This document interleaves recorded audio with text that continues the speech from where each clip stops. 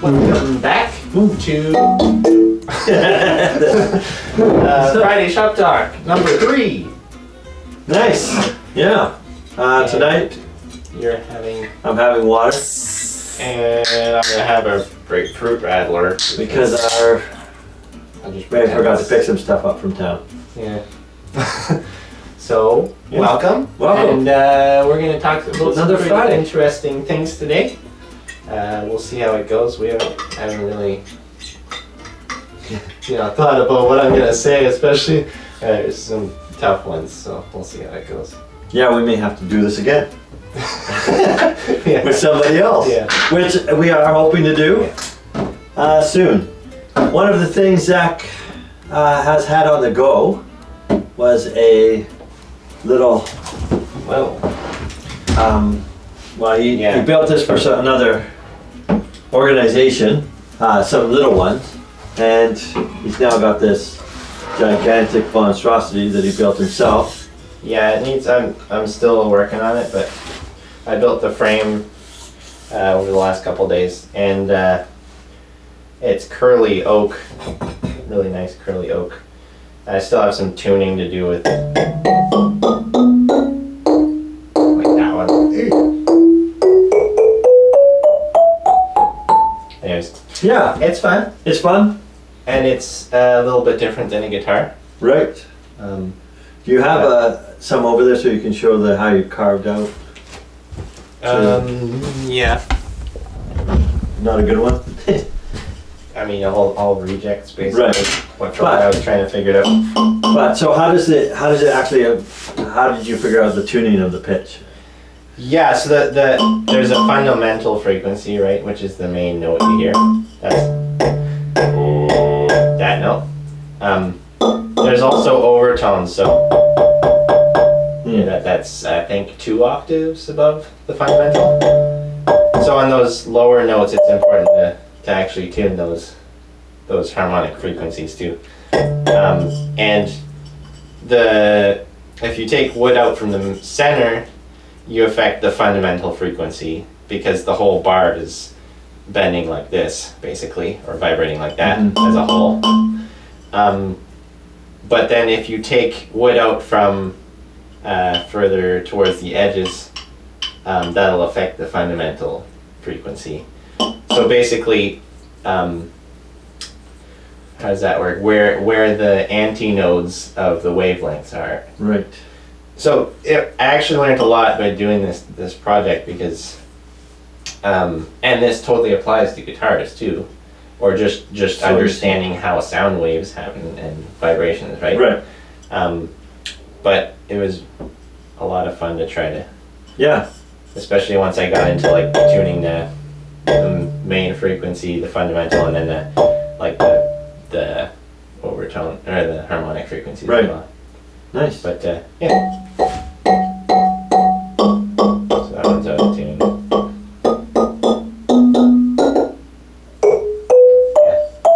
Yeah, so it's like these are louder, right? yeah. Ooh, nice. Nice. Yeah. It's a lot of fun to play. Yeah. Yeah. I like to encourage guitar makers to do things like this because you can learn so much about guitar making in every other project that you do. Building my house, I learned so many things about guitar making. Right. And structural, any structural construction basically. Cool. Nice. Yeah, so lesson from that, the takeaway from that is build marimbas. Do stuff other than guitars. Yeah. If you have time. Yeah. Yeah, cool. All right. So And then we've had some questions for this week. Let's throw an easy one out there. Fret wire size. yeah, right. Whatever size you like. Yeah, pretty much. I mean, obviously, with instruments like the mandolin, you'll have narrower fret wire or smaller fret wire. Like the bass is usually a jumbo or like bigger fret wire. Honestly, I don't think it makes much difference. if it's crowned properly, if the fret's Mm. crowned properly, then it's Yeah. gonna serve the same purpose, whether it's a wide Yeah, fret or I a wonder. narrow fret. And it might be There- personal choice. Like, what about shredders, electric guitars? Yeah, I don't know. Like, does it give them more space when they're flying around the guitar? I don't think so. No, there's a lot of space there. There is, yeah. Yeah. And basically the string is contacting the top of the Right, fret. yeah. So it doesn't matter what the fret. That's right.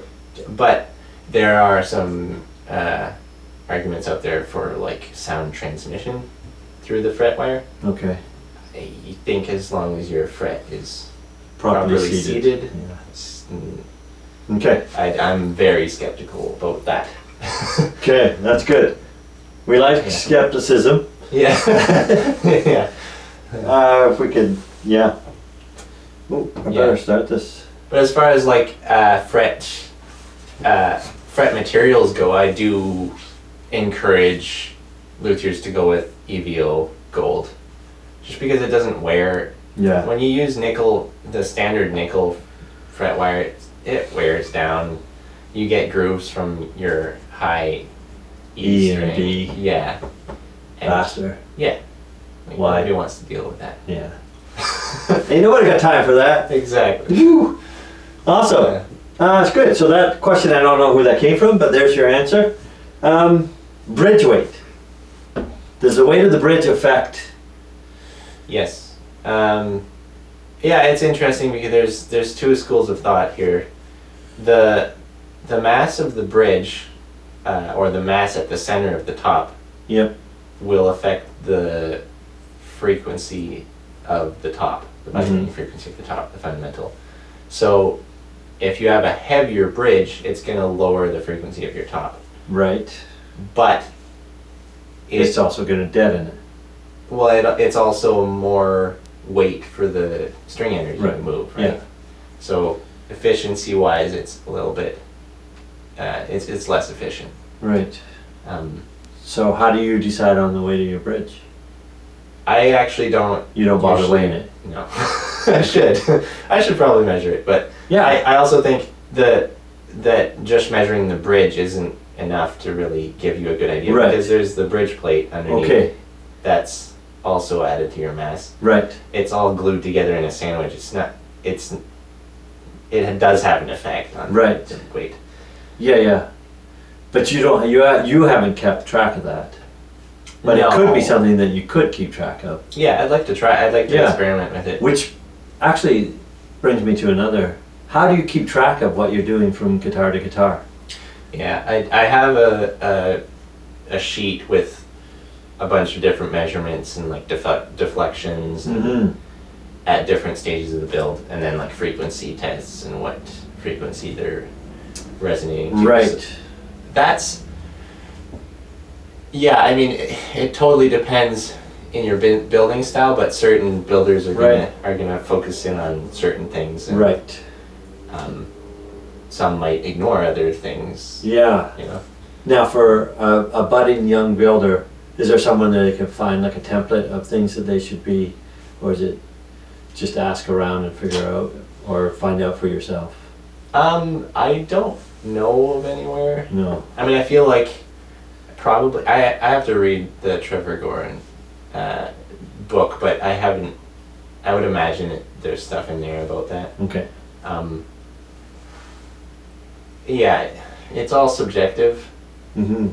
I mean, everything about guitar making is subjective, which Right. makes it difficult to make any suggestions or recommendations because, like, So each builder will focus on a different area yeah, to some extent. like that the more contemporary style of building definitely leans towards the most efficient guitar. The most efficient the guitar can make sound, the better. Right. But I've actually found that I actually don't like that sound as much as like a little bit more leaning towards traditional sound where there's And how more would you? interplay. Yeah, more interplay. But is it the cleanness? Is that what you're gonna say? Yeah, clarity and Yeah, clarity. But also headroom too, because if I think a lot of builders are building in a way that doesn't allow much headroom. Right. So you can't really hammer on the guitar and have it deliver. It sort of has a ceiling, Right. which is a goal of mine anyways in my building. That I don't want there to be a ceiling. I want the player to be able to hammer it and the sound like gets louder but not distorted. Yeah, that would be nice actually if you could make a video to show that. It's kind of like talking about compression, or you know, sometimes you don't, and you can hear it explained, but until you start to hear it and hear an example of it, and then you start to hear that happening, I can't necessarily know what you mean by that headroom, you know, being reached. Right. I might have heard it, but I wouldn't have known what you're describing necessarily. Right. Basically, the loudness of it. Yeah, it just stops. The volume. Yeah. And it can't get any louder. Yeah. But every guitar's going to stop at some point. Yeah. But most of them don't. All right. Very loud. Interesting. But there's also the other side of the spectrum too, because the more responsive a guitar is, so like if you play it very lightly, it will respond. So there's this balance where I'm trying to get both of those. Right. And like expand that envelope of dynamics. Which isn't totally possible. You're trying to find what you like. Yeah. Would be, or what you found people have liked in your guitars, maybe, or what you've liked in your guitars, and accentuate that. Yeah. Where somebody else, you know, each guitar can inspire people in a different way. Yeah. Yeah, that's cool. Which reminds me, you were describing the whole conical idea of the radius of the top on the fretboard. Oh yes. Yeah. And I didn't understand what you wrote. Oh, okay. It was on that video. So, like, can you create a picture for me of that? What do you mean by the cone? Okay. So your strings splay out from your net. They get wider to your bridge. Right? Yeah. So I understand that. If your fretboard's a perfect cone, or a perfect all the way, the same radius cylinder. Right. Then the strings don't follow the fretboard along its I radius. see, because it's splaying out, it's actually getting, yeah. Whereas you're saying if you can get shallower as you get to the, or yeah. I mean, it's pretty complex geometry, but I like to make it shallower. So basically, your radius, your fretboard is this wide at the nut. Yep. And it's this tall in the middle. Right. Well, at the end of it, it's this wide, but it's still this tall in the middle. So is this and less? It's still the same. And this you take more out on the far end. The closer you get to the guitar. Yeah. You give it more room. Yeah. Okay. Yeah. And that's why you mean the cone. Yeah. Okay. And also, I tend to twist playing a twist into the fingerboard too. You leave a little more on the bass line. Yeah. Okay. Yeah, planing down the bass side a little bit more allows more room for the bass strings to vibrate, but keeps your saddle basically in line with your top, as opposed to lifting the bass side of the saddle up. Which means your action is pretty not so nice there. Sometimes, like it's just further from this. It could be a little bit further from the fretboard, but nobody's playing up there anyway. Well, it is. It standard, like the action under the bass strings is higher than the treble strings. But I mean, does it get worse as you get closer to the body? It gets higher because it should. Yeah. Okay. Yeah. So that's okay though. That's what you want to happen. Yeah. Cool. Yeah. Good, and that's that cone shape. Yeah. Yeah. Nice. Okay. Which is why the a standard radius block technically doesn't give you the which is what you were saying. Yeah. Which might not be enough to actually make a difference, but I think it all adds up to a good, perfect fret job. There's been lots and lots of guitars made with a radius block. Oh yeah. That are fun to play. Yeah. And are brilliant. Or great setups. Yeah. Yeah. And they could be brilliant guitars. Yeah. But it's just not what you're shooting for. Well, and geometrically in my head, it doesn't make sense. Yeah. Okay. Cool. Yeah. Good. Yeah. And then we had another question on. What you didn't see was a whole conversation that we had, really good conversation, and then a whole disaster where it's all gone. Technological difficulties again. So Yeah. here we go again. We're gonna work this out. Yeah, it'll get better. Yeah. And make it worse before it gets better. Kind of like how your finishing got.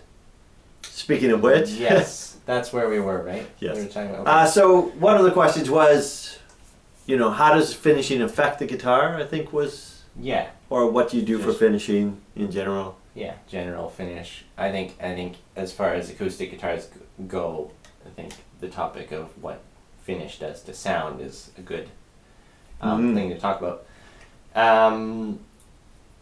For the first 5 or 6 years of my guitar making career, I French polished. I got quite good at it. My finishes were quite nice, but I ended up asking myself the question of why is finish on a guitar? Right. Well, first of all, durability. So, and that's where French polish just didn't do it for me. Right. I was just annoyed with going to guitar shows and having somebody play the guitar and scratch it. Yes. Or you had my guitar where it sweat on, and you actually had another guitar. Yeah. That the neck got sweaty. Yeah. Just and, certain. And it just started to seem to wear through it. Which may happen with other finishes as well. Yeah, but as far as durability goes, French polish is not durable. Right. Now for classical guitars it's different because the classical guitar community, they understand a French polish finish and how to treat it and stuff. But the steel string guitar world, it's just not, the awareness isn't there. So right. I made the switch to, I've been using Osmo oil for a few guitars, which I really like, but also sending guitars off to Vancouver Guitar Finishing. Yeah. And now, when you got your first ones you sent to Vancouver Guitar Finishing, you got them back. Did you hear a difference? I did. Well, it's kind of hard to know because that was in a stage in my career where I felt like I was advancing very quickly. Like my guitars were all of a sudden sounding a lot better, but they definitely didn't get worse. Okay. And as far as I know, finish doesn't matter a whole lot as long as it's not thick. Okay. And so like for me, moving to UV cured polyester from Vancouver Guitar Finishing, to have way more durability, a flawless finish, and way more protection without affecting the sound that I can tell, why not? Right. So there's, so that's durability. Durability. Then there's also looks. Yeah, so that's what are the other purposes of finish? So looks, obviously, there's a few different looks of finishes. There's glossy, there's matte. Yeah. We both like matte finishes more than glossy. Yeah, I want to see the guitar. I want to see the wood. I don't want to see the reflection of the lights or whatever else is around. I want to see that wood coming through, and I just find the matte does a much better job at that. Yeah. But it's also the matte finishes tend to be thinner as well. So there you in go. Terms of bonus. Sound, matte finishes are actually, I would say, better for sound wise. Right. Yeah, and then you don't get those fingerprints. When you're at a guitar show and you have somebody pick up your guitar and play it a bit, and you put it back on the stand, and then there's fingerprints all over it, just reflecting in the lights. Yeah. Nice. It's annoying. Yeah. Actually, I guess if you use an oil finish like Osmo oil, it just adds to it. Every time you touch it, your oils just go mix in with it. Yeah. It's kind of gross. Actually. Yeah. Okay, so there's that durability. There's the sound, obviously, which is a huge issue. If it does affect the sound, then we want to make sure we pay attention to that. Yeah. there's the look, and then there was there is the humidity. Yeah. Yeah, so it's, one of the main reasons why finish is on an instrument is to prevent, staining of the top or getting dirty, or just the humidity. If all of a sudden the guitar is somewhere humid, you don't want the wood to quickly go into the guitar. Actually, it's worse the other way around. If it all of a sudden goes somewhere dry, then everything shrinks really quickly, and then you get, So that those finishes will actually stop some of that escape of that humidity. Yeah, I mean, a little bit of climate control. It doesn't totally prevent it, but it helps. It definitely slows, but there's the inside of the guitar, and the inside of the guitar either doesn't have finish in it, on it, or it has like a coat of shellac or something, and that doesn't do a whole lot in terms of it. It makes the humidity changes a little bit slower. In the wood. So it's a little bit more protection, but it makes the inside of the guitar glossier as well. Right, which you don't want, maybe. Yeah. You don't? No. Yeah. Okay, and then the last thing for finishing is how it feels. Yeah, that's an important one. Yes, and especially like the neck. Like I took my Treehouse guitars, which had the French polish on it, and I actually stripped it off. I know, sacrilege. And I put Osmo oil on it because I love the way Osmo oil feels. It's just beautiful. It really does feel, especially on maple. I love Osmo oil on a maple neck. It's effortless moving up and down the neck. So nice. And it's none of this your hand's sweaty and it's getting stuck on the finish. No, it is really nice. I really like it. Yeah. Yeah. So that's another thing. So that you need to consider. But there's lots of options out there for ways to finish it. Yeah. And as long as you don't go thick. Yeah. Should be all right. Yeah, it's not gonna make your guitar sound like crap. Nice. So that's finishing. Yeah. Then our final question was given to us was voicing, which I think first, for myself, I need clarity on what does it mean. What does voicing mean to a luthier, or is there an answer to that question? Yeah, that's a complicated one because I feel like there's no single answer to what voicing is. So some guitar makers might say their voicing is testing the deflection of the top before adding braces. Right. So that's voicing, technically. Yeah. Some guitar makers are adjusting brace carving until they get what they want from different parts of the top, as they tap it. That's a voicing. Some guitar makers are... Wait, before you go on, what does this mean? This? Yeah. It's a dance. I'm trying to read your body language here. Oh, yeah, you don't want to read Is that because you can feel the moving of the top? Doing that? Oh, it's kind of like this. Okay. I don't know. So, you don't do that yourself? Well, I don't... You change your braces, but not based on tapping? No, not... Well, I guess I do, kind of, yeah. But, I would say another way people voice, I'll just continue with that, is they'll actually adjust the main frequencies of the top, the back, and the air resonance. Yeah. And then make them complement each other. I don't do a whole lot of that. I don't do a ton of voicing. More of my voicing is adjusting braces and flexibility in areas and it was funny because when we did this the first time, so I'll give you a little hint. He said he didn't do much voicing, and I disagree. I disagree with him to some extent because the last while, and he's been building this new Ember series guitars, and so this is all new in some ways. I mean, there's lots that you carry over, right? I mean, obviously, but there is some changes because it's got a top bridge that's pushing down instead of torquing, etc. He has spent so much time checking deflection. Yeah. We've built, he's built jigs. I just get to enjoy seeing them work. He even built this one right here. The coffin.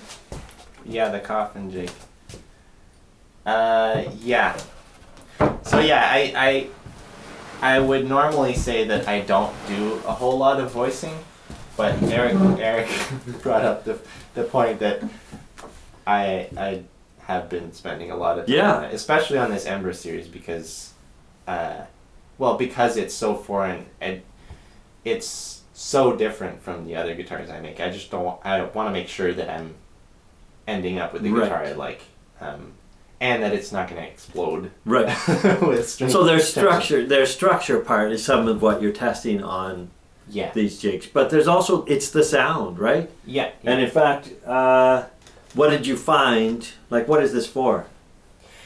Yeah, this is mainly to check what the body sounds like once it's closed up. Mm-hmm. But I could also use it for tops without sides or back, right? But I was putting the body on these cork blocks, which basically helps to simulate the neck forces on the body as well, because it wants to cave in. Technically, it's not going to, but it wants to. But by using this jig, I was able to adjust the angle of the strings over the bridge, which was something I've been curious about in terms of what is best. Right. Is a higher angle with more rigid bracing better, or is a lower angle with looser bracing? Right. So I made some pretty important conclusions, I think. Yeah, which means that you may be able to then even adjust further in future guitars. Yeah.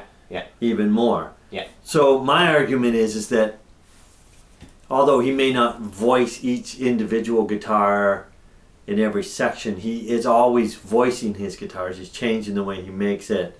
This bracing, how you lay out your bracing, all of that is so that you can get guitars that sound the way you want it to. Yeah. And I guess another side of voicing, which I probably spend more time on, is like figuring out physically what's happening. So if I add mass to a brace in the top in this area, is it going to affect the rest of the top in a good way? And so adding mass in certain areas, taking away mass in certain areas, adding flexibility or rigidity or taking away flexibility and rigidity in certain areas at the top, I guess that's voicing. Yeah. And I do a lot of that. And I've been moving closer and closer to what I like. Right. I feel like, it's just guitars are getting more to a point where I like them. So. Which is a nice low end with full sound, responsiveness, etc. Yeah, I like a lot of headroom in my guitars, but also very responsive. So trying to expand the envelope of the dynamic range. And there's always low end. Yeah. We always want a good, solid, big low end. That's a whole other topic, which, well, let's get into it. You think so? Yeah, sure. Ooh, okay, so bass response in a guitar. Yes. It's pretty well known that people like a bass heavy guitar. And I prefer the sound. I prefer the sound of a bass heavy guitar. Right. But, and I do as well. But they are not good for recording. Well, They're difficult to. They do affect. Yeah, you can get around that. You just have to record it differently, and you may lose some of the clarity. Well, and then there's so much air coming out of the guitar that oftentimes that becomes an issue with peaking. Yeah, like plosives and kind of an idea. Well, and also a bass heavy guitar is not technically balanced. Not technically, right. So you'd have to do more EQing to get a balanced sound, which is not ideal, but it's preferred by probably 95% of Right. guitar players. Yes. So bass heavy, guitar players like it. Yeah. And how do we achieve it? That is another video. That's another discussion. Yeah. In fact, it might even be a video series at some point. Mm-hmm. How do we achieve low end while still having a pleasing... Yeah, I do. Oftentimes guitars that have a huge low end don't have a very large dynamic range. Right. And that's where... The headroom. Yeah, the headroom. Mm-hmm. And I think that's a combination of factors, but trying to get both of those is what I'm... Right. What I'm trying to do. Yeah, you're trying to make the perfect guitar for me. For you. Yeah. Yeah. Which is subjective. Actually, the perfect guitar for lots of people. I would argue anyway. It is for me. Yeah. All right. So along that line, then I would argue that you've been voicing your guitars, like not just this Ember series, but all of your guitars. That's why they've been getting better. Yeah. Right? So, you found ways to get that sound, and I don't think there's many people who would play your guitars over time and would argue that your guitars sound bad. They don't. They sound good. Right. And they're getting better. Yeah. Even now, I think they're still getting better. There's an example right on the bench behind me. So, when you did that, what were you going to say? You guessed? Well, I was just going to say, I guess the term voicing, it really sort of gives the impression that it's testing frequency responses, right? And I feel like voicing, my approach isn't totally that route. Right. So. Yeah, so that's why I always thought voicing, and maybe this is where I'm wrong in the understanding of voicing, but voicing to me, from what I've seen you doing, when I'm watching you, is to give the guitar the voice that you want it to have. And your whole guitar build is about that. Yeah, right. Everything you do. Yeah. And like along that line, just so I can get nice and controversial, along the way, you've actually changed from a dovetail glued in bridge to a bolt-on. Oh, bolt-on. Fully bolt-on. Yeah, and I have to give credit to Jeremy Clark and Dion and Mike Kennedy. They were sort of the ones that really pushed me to do it. Especially Jeremy, he was saying, like, why are you still doing a dovetail neck? And now I look back and say, why was I still doing a dovetail neck? And as far as energy transfer in a dovetail neck, it's not going to be better than a bolt-on neck. Unless you do it wrong. Yeah, I guess so. Either way. Yeah, in a bolt-on neck, if you do it like most of us are doing the bolt-on necks with the tongue that bolts down, your wood-to-wood contact is way more than in a dovetail neck. Right. So sound transmission, of course, in my mind, there's no argument for the dovetail neck. Except I do have a theory that I'm a bit curious about. I haven't tested it yet, but as far as the flexibility of the neck, where it's joining the body. Now, I'm not sure that it would actually make a difference, but in a marimba bar, if you take the middle of the bar and make it more flexible, then it lowers the frequency. Right. When you add a neck to a body of a guitar, the guitar is able to respond to lower frequencies. Right. Because the wavelengths are able to be longer because the guitar is longer, right? Now, does adding rigidity at the neck joint affect that? Right. I'm not sure. Yeah, you're saying actually we may want less contact. As strong or not as solid a contact maybe creates some flexibility in there. Yeah, I don't know. Yeah, that's I'm not tricky. sure. And all that is so that you can get more bass. Well, yeah, there's in some ways. That's tricky because the frequencies that it responds to with the neck on, right. It's not a frequency that gets played by the guitar. Right. It's the overtone, the lower one undertone that gets at undertones. Undertones. I don't know. Was that a word? I don't know. Sure, you heard it here. Now it is. Yeah, but I do wonder about that. Maybe the neck being thinner near the heel makes that difference. If you take a marimba bar and you cut a slot on the underside, it'll do the same thing as if you carve a whole section out. Right. So who knows? It's something I'm curious about. Cool. But so you see, again, that to me is voicing. That's playing around with how you build it to make the guitar sound the way you want it to sound. Mm-hmm. It's just for you, voicing does not involve so much of the checking frequencies in different spots on the which for some people it does. And as we were saying, we do really want to have other people on to discuss, and this is one of those topics I think that would be great to have other people discussing what they think of voicing or how they view voicing and what they do to make their guitars sound. Obviously they want their guitar to sound the best that they can hear in their head, or can imagine it could be. Sound. So with that being said, all right, well, I guess that's a wrap for this is the third? Yep. The third installment of Friday Shoptalk. Yeah. And next week, hopefully we will have, if everything goes as planned, we will have a guest with us. And if you have any recommendations for people you want us, or you would like to see us interview or have a conversation with us, let us know. Also, any questions, if you have any questions, we'll always be looking for things to talk about.